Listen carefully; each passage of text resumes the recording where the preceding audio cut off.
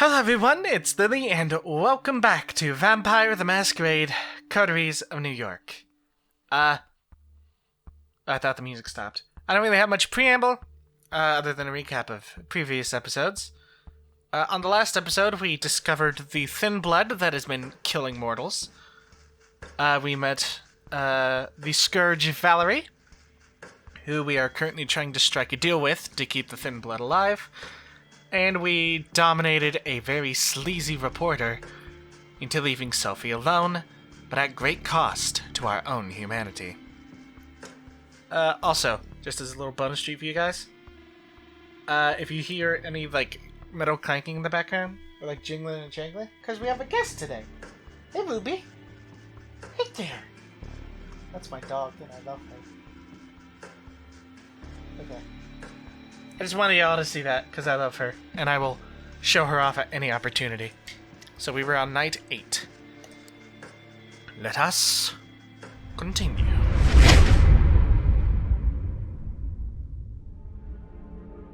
Kadir Al-Azmai, the sheriff of New York City, is knocking at the door to your haven. Oh, this is off to a bad start immediately. The sight comes as more than a little shock. If he had business with you, you'd either expect him to see him. A lot of typos in this game. You'd either expect to see him already inside, or never see him coming at all.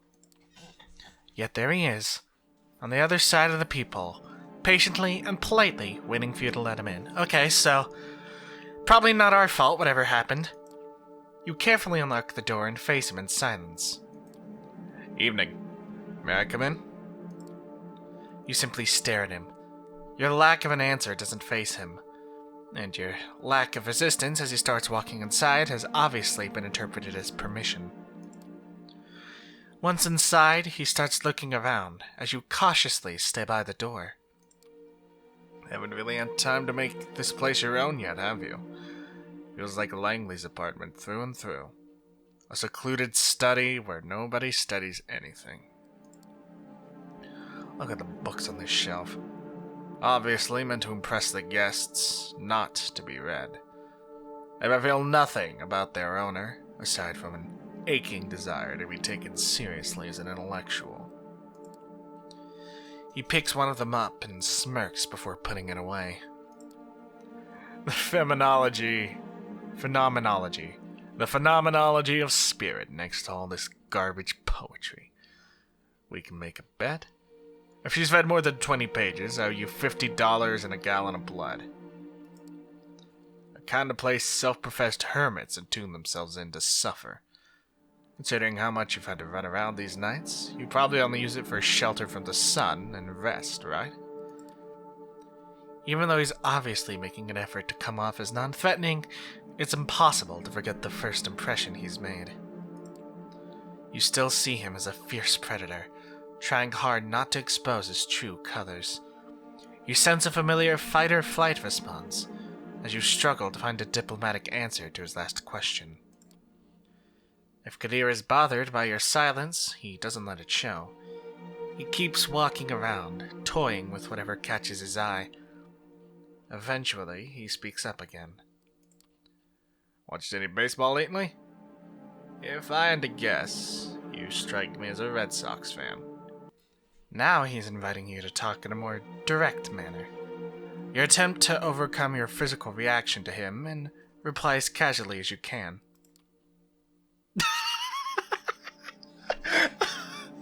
Oh man, did this just turn into a dating sim? I would totally be down to play a vampire dating sim though. That would be fun. Senpai. Your mind keeps going back to that night, when everything was changed forever. Waking up in hell with a body next to you. Spending a night in that underground sweatbox, not sure what's gonna happen next. That endless car ride. 3 strikes. A bloodthirsty crowd. That blade. A rebirth.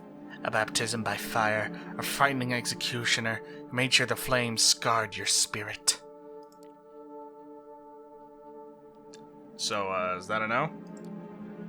As you look into his face, you realize he's read your emotions from yours. Not in the mood to explain pleasantries, hmm? There's no animosity in his voice. He's just stating a fact. Let me get straight to the point, then. He momentarily stops caring about his surroundings, turning all his attention to you, and demanding the entirety of your attention in return. You see, there's something I've realized over the years. In large part, I may have been hired just to look menacing with a sword, but my job is all about seeing through bonds and relationships.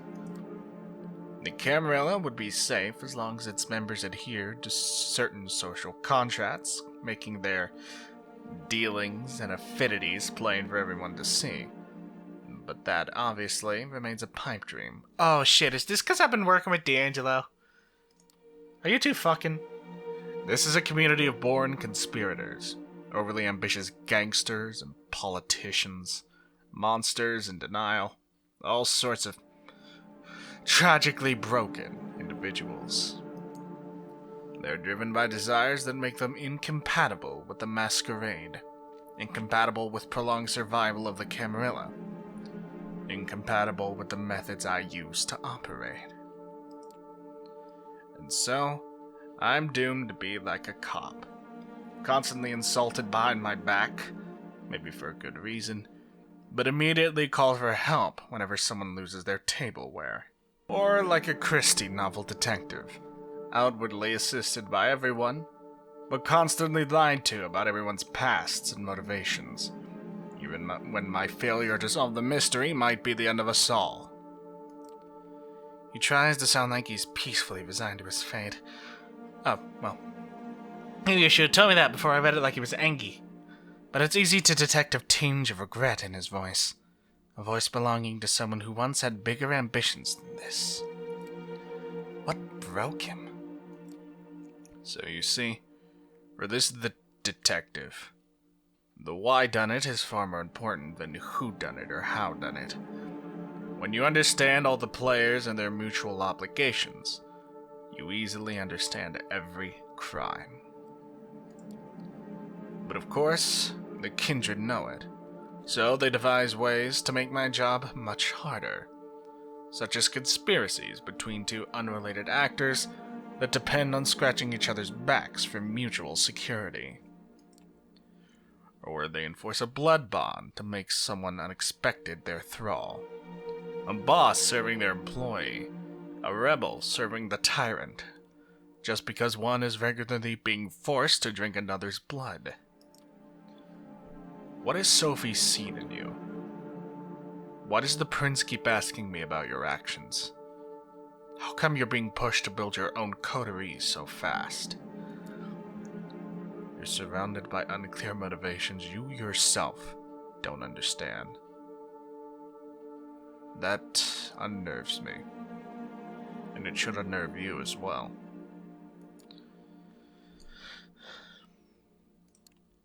This monologue has gone on for long enough. Why are you here? What is this about? Finally, you manage to raise your voice. Kadir notices the effort and smiles softly. So, you haven't gone mute since the last time I saw you. Good. Well, I'm here for a selfish reason. I need to develop a rapport with you to fulfill my obligations better. The last time we met, I couldn't see you as my equal. Now that you're accepted into Camarilla, what choice do I have? I'd understand if you don't want to see my face again. But I'm one of the faces of New York City community, and as long as you're a part of it, it's going to be impossible to avoid me. Especially when I have business with you, and I do. As you might have guessed by now, one of my tasks is uncovering and understanding your bonds. And one of them might endanger our community. Well, that's not menacing at all. Who is he talking about? Okay, who have I talked to? There's D'Angelo, who have I spent the most time with. Sophie. I talked to Tamika once, and then there's that dude from the church. Oh no, I've also talked to Larson a lot. There's a few people who could be curious.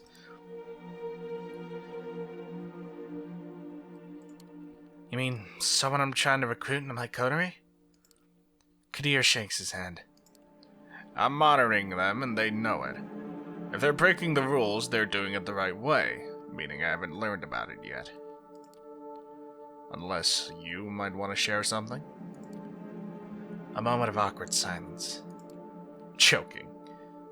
Mostly. He produces a file from underneath his coat and passes it to you. This is our troublemaker. You open the file and see some printed photos. You freeze up as you recognize the face and are overwhelmed by a flood of repressed memories. No!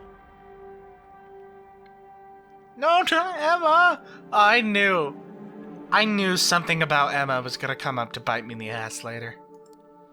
Emma. The only person who's kept you hanging on through all these years. The only person in your corner in your never-ending fight against the world. You've kept your shit together so far. Try not to think about her until you get everything sorted out, but seeing her face brings a lump to your throat. You look up at Kadir, expecting answers. I'll be frank. At first I thought you were a total commercial failure. Someone destined to eventually disappear from the streets of New York without a trace, and one soul to care. But it looks like your sister's the best guardian one could ask for.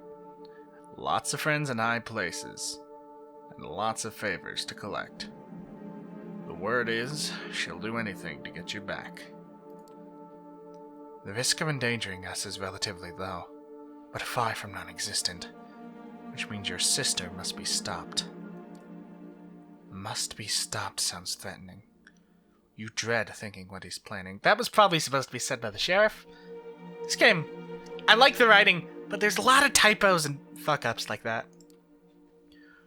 I'll arrange for you two to meet tomorrow so that you could straighten the situation out and say goodbye to the life you've forsaken. You'll arrange... What? Your eyes must look like saucers right now. Usually, these matters are left to my discretion, and I can't think of an easier solution. The lost sheep reappears, takes care of unfinished business, disappears, never to be seen again. Nobody cares. It's simple. It's clean. No contrived schemes, no unnecessary victims. And it gives me an opportunity to learn more about you as I watch over. When neonates interact with kind they used to hold dear, their true natures lay to bear for everyone to see. Of course he's got business being kind to you. Or he's making it clear he's got self-serving intentions, so you don't have to start figuring those out yourself. Any objections? Any alternatives are probably worse. You shake your head. Very well. I'll arrange a meeting and drive you there tomorrow. Better come up with a load of bull that's easy to swallow. He disappears from the apartment, leaving you as confused as the last time he closed the doors on you. Damn it. You need to think it through.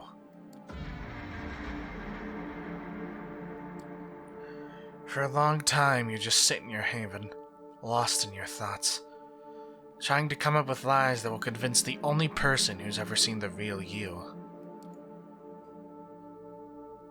Damn. Wow.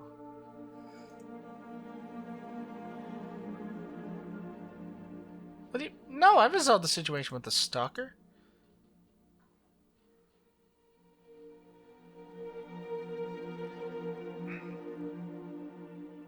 Fuck.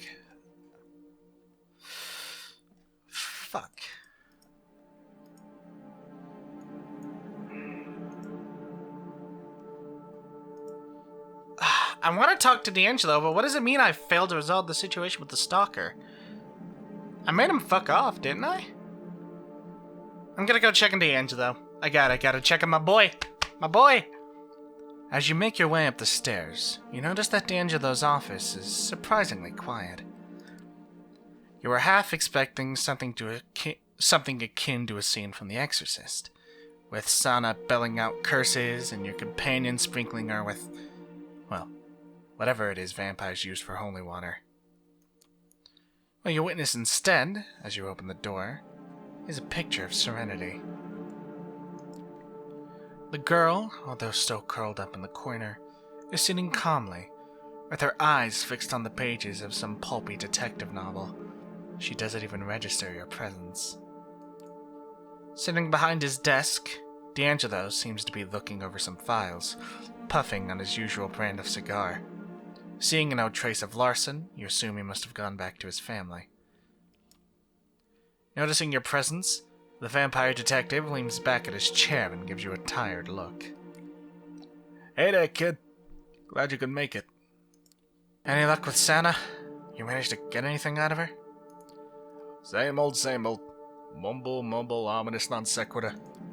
But I do know one thing. She might not be all there. He pats himself on the forehead in an utterly unnecessary attempt to illustrate the point. But she's not all gone either. I think there's still home for this girl. Anyway, I've been going over the case files, mulling over our options. Surprise, surprise, they all suck donkey dick. No matter how we go about this, someone gets fucked over. Her, Larson, us. Okay then, lay it on me. What options do we have? Okay, let's polish that turd. Here's how I see it. 1. Grab Sana, take her to Elysium, make a case for her to Prince Bernard. 2. We get Valerie to back off by feeding her the dirt I got on Larson. 3. We try to get Sana out of the city. Come on, kid, I can hear them thoughts bouncing around your head from over here. Out with it.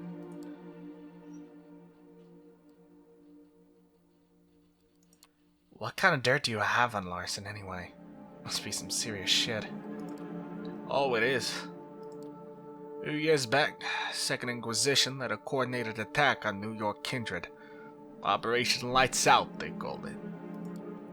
Nasty fucking business, that was. A lot of good vampires died. Some of them I knew personally. Larson was one of the Inquisition's first targets. And when they got to him, he managed to convince him to spare his life. In exchange, he fed them info on a fellow Camarilla member, Nicky the Chop. Suffice it to say, Nicky didn't make it through the night. Assuming we can get her out of the city, what makes you think she won't kill again? Hey, I just gotta let her loose on another state and forget about it. I had some people up north, people I can trust. Might be able to help her.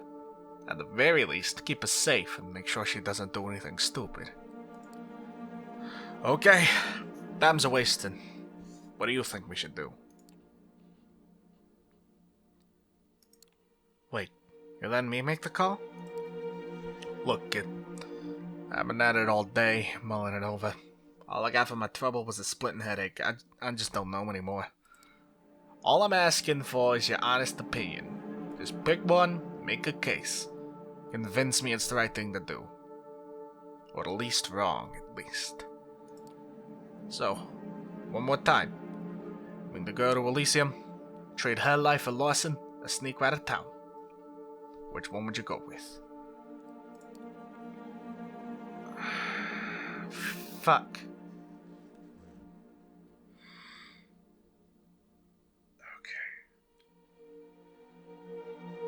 So definitely not Elysium. Because we would probably get killed, and Sophie would be pissed at us. Larson... He fucked up. He did something real fucking bad, but he's also got a family. I don't think...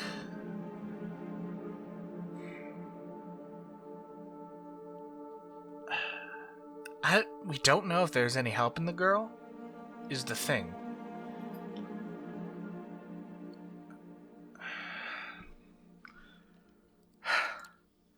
The way I see it, Larson's had it coming. Let him answer for what he did.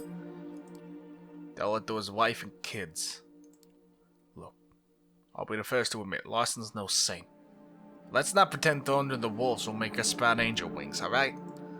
There's always collateral damage.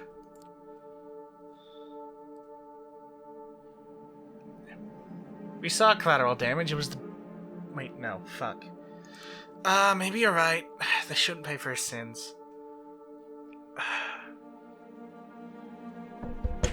Fuck. I'd just turn her in. I don't know if there's a case to be made for her, is the thing. Fuck it. Let's get her out of the city. Maybe we can put her on a train without anyone noticing. Maybe we can get her help when she's out of harm's way. That's a lot of maybes. What if we get caught? What if a spell comes over on her way? What if she kills again? You willing to live with that? No, fuck! I pressed the wrong button!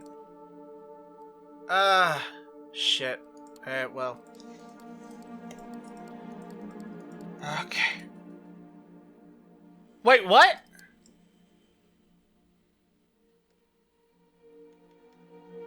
Damn it, no! Okay. Fuck.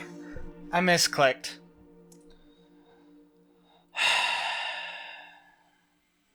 Fuck. I guess we're doing this now. Do me a favor, kid. Watch it for a few minutes, okay? I gotta make some arrangements. Make a few calls. You can't... Okay, I'm not... I'm upset about it. But not... I would have been upset about all these choices. I'm just kind of upset that the game fucked up and now I can't go back, but... This seems like something Lamar might do. But not like with a phone or anything. Because you know, that would make me a naughty boy. Which I'm clearly not. He walks out of the office. Through the frosted windows, you see him instantly go for his clamshell phone. Screw it, does it really make a difference at this point? You turn to the girl, who still has her nose in the book. I don't know if you understand what I'm saying, but I sure as hell hope you're ready for what's coming. She looks up from the book. Her eyes glaze over. Coming. Soon. A shiver runs down your spine. You decide it's best to leave her to her reading and spend the next few minutes in complete silence. Finally, D'Angelo staggers back into the room. Alright, set up a meeting with Valerie. Once we give her the evidence, she promises to look the other way. I don't think she's lying. He walks over to Sana and crouches beside her. Speaking softly, he takes the book out of her hands and gently strokes her head. Hey, darling. Need you to listen carefully. There's a man coming to take you somewhere safe. You'll know it's him, because he'll say my name. Do you remember my name? She squints, trying her best to concentrate. D'Angelo. Close enough. Something akin to a smile creeps up on her face. It's as close to happy as you've seen her. Gift. Not hurt. D'Angelo returns her smile. You're welcome. He turns to you, putting his serious face back on. He nods. Looks like it's go time. You follow D'Angelo through the streets of Brooklyn. He seems preoccupied. Lets out one of his trademark mutters every once in a while. It suddenly occurred to you that he never told you where you're supposed to meet Valerie. Still, you let the matter rest for now. You'll know soon enough. A few blocks farther, you find yourself in an all-too-familiar area. You give D'Angelo a confused look as he stops in front of the Larson family home. All the lights are out, and it doesn't look like there's anyone in at the moment. You don't think Larson's family might be a problem? They would be if they were here. Son tells me someone might have called him a while back. Something about her wife's parents being in an accident. Shitty move, but beats the alternative. I would have guessed Larson probably just dropped them off at the airport. Should be back shortly. Come on, let's get inside. Standing on the porch, you scan the area, trying to look as casual as possible, while D'Angelo takes his time picking the lock. A few minutes later, you're making your way up the stairs leading to Larson's office. I have to say, it's one hell of a nice house. Certainly better than any hovel you've ever lived in. Considering the hand life has dealt him, Larson's certainly made the best of it. As you step into the office, D'Angelo makes himself comfortable in Larson's chair. He looks over to the alarm clocks sitting at the desk. Shouldn't be too long now. True to his words, a few minutes later, you hear someone fumbling with the lock downstairs. Muttered curse and several panicked steps later, Larson appears in the door to the office. Jesus! God, I thought I was being robbed! He lets out a sigh of relief. It's very convincing. You can tell he's had a lot of practice. You're really pushing it, D'Angelo. There better be a good reason for this. There is. D, you want to do the honors? Hope I'm not late for the main attraction. The three of you turn towards the door, in such perfect unison, it almost looks choreographed. You see Valerie standing in the doorway. What the fuck? What's she doing here? Without uttering a single word, D'Angelo pulls out a tape recorder. He holds it up for everyone to see. D'Angelo, what are you... No! No. You wouldn't dare! At the press of a button, the device spurts to life. The recording is short and to the point. You can clearly recognize Larson's voice, telling a mutual friend where to find Nikki the Chop. The context does the rest. Thanks, Ginny. That's all I needed. She walks up to Larson and puts a hand on his shoulder. The thin blood looks completely deflated. He mouths words, shakes as if he was about to cry. For as much of an asshole as he's been to you, it's hard not to feel sorry for him. Okay, sweetie. We can do this the easy way or the hard way. The first one goes like this. I take you to the prince, let you state your case, accept whatever punishment is given. Or we can get it over with here and now, and leave a nasty stain for your wife to clean up. The thin blood primogen gives her a look of utter defeat. You could tell he's made his choice. Before they both leave, he takes one final look at D'Angelo. You kill me, D'Angelo. You fucking killed me. I want you to know that. D'Angelo looks him dead in the eye. They keep at it for a few seconds. Silent, unflinching.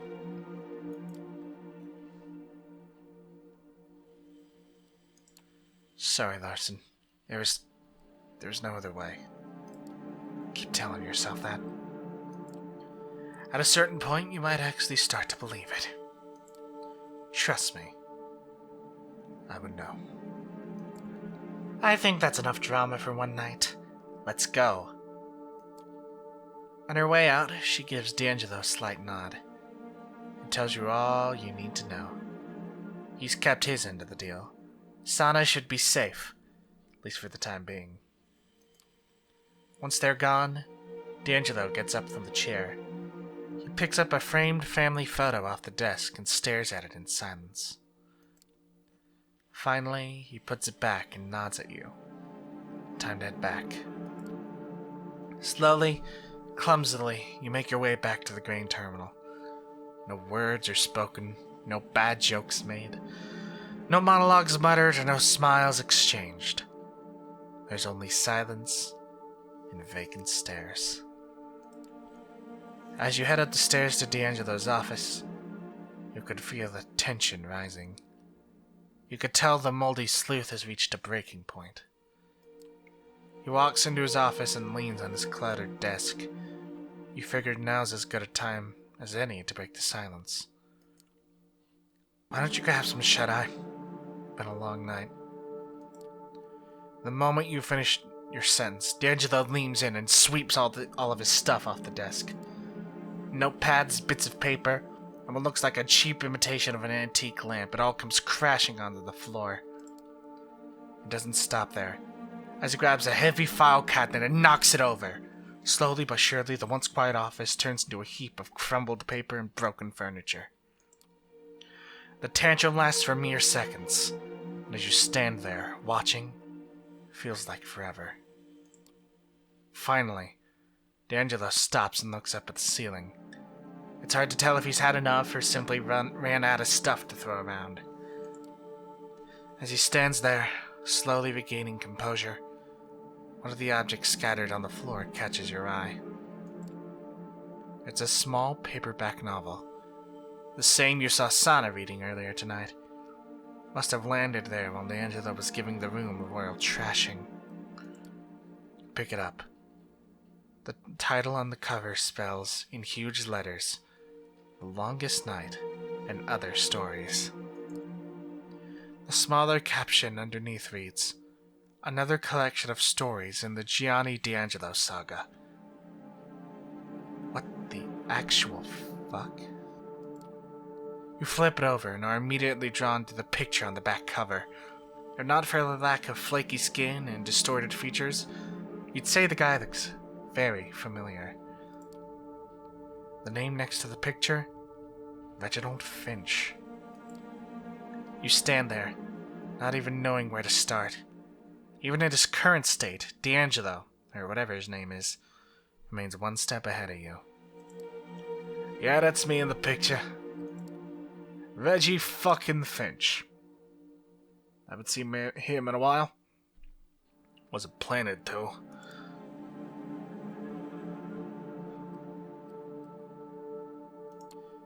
I don't even know who you are anymore. I am what you see, kid.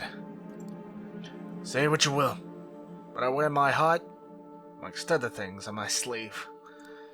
I'm not Reggie Finch in a D'Angelo costume. I'm D'Angelo. Reggie Finch let that guy by the wayside a long time ago. Honestly, it just sort of happened. Guess it was the only way I could make sense of it all. I mean, once you wake up and look like this, realize your life and all that you were is gone forever, you can't really blame me for trying to at least make it interesting. Hell yeah, it's okay to be D'Angelo.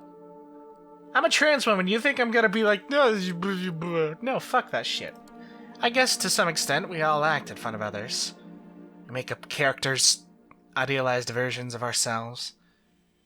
Gives us something to live up to. I mean, don't get me wrong, it's still weird, but not that weird. D'Angelo. For a moment, he seems to be mulling over what you just told him. Finally, he picks up the ashtray off the floor. Rummaging through the ashes, he finds a mangled, half-finished cigar. He sticks it in his mouth and lights up, the flames of the lighter reflecting in his shades. He smiles at you, ever so slightly. Thanks, kid. Tell you what, how about you take the rest of the night off? I need some time to get my shit in order. I should probably talk like this to show that he's smoking a cigar. Starting with this office. Some dumb assholes made one hell of a mess with it. You smile and nod. He nods back. Be soon, you. And so, you leave him to his thoughts. No way to be sure, but you have a feeling he's gonna be alright.